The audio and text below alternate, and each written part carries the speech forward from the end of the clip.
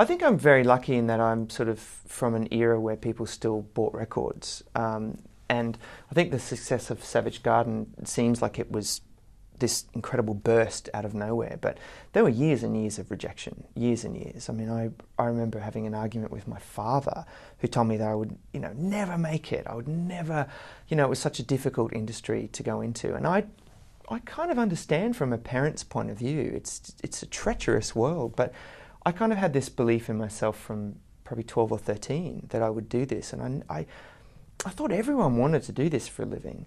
And then I joined a band, and that's where I met Daniel Jones, the other person in Savage Garden. But it was years and years of rejection, and we were, we had very thick skins. We sent out hundreds and hundreds of demos and had hundreds of rejection letters. I think he still has them on file somewhere.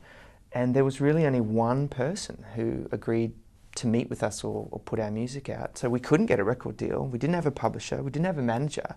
We just had this one person, his name was John Woodruff in Australia, who sort of believed in us. Our first record deal wasn't even a traditional record deal. We were signed to Village Roadshow, which is a film company. And I was embarrassed at the time. I remember saying to my friends, it's not really a record deal. It's this film company that have agreed to put our records out.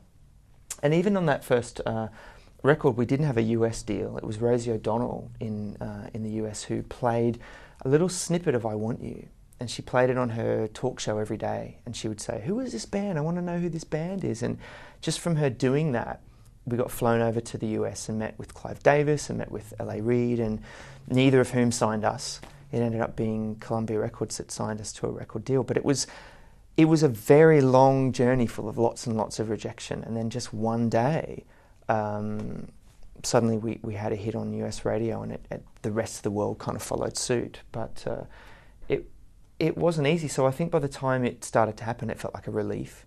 So there were probably 4 or 5 years of a blur where I don't remember most of it. I think we played Radio City Music Hall, and a few things like that happened. I sang with Pavarotti once. There were all these sort of incredible career highlights, and of course we had a couple of number ones in America, which is life-changing. But all of that stuff definitely feels like a blur to me, because at the centre of it, and at the heart of it, was just about music and about absolutely loving what I did for a living, and being so grateful that people were paying for me to get on an aeroplane and go and sing, because I would have done it for free.